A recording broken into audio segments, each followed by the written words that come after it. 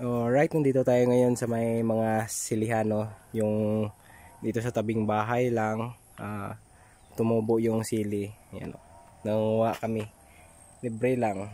Libre lang ito? Opo. Yan. Yan. Maraming marami pang hindi pa hinog. Tsaka yung na pwede na i-harvest. Oh, grabe. Sobrang dami. Dito po. Yan.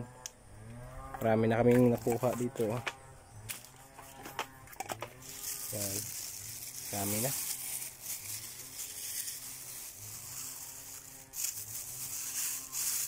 Libre lang ito. Sobrang anghang nito. Yan o. Ang dami. Siya yung nangunguha. Dito lang yung sa tabi ng bayo. Manghang. Toy, kahang.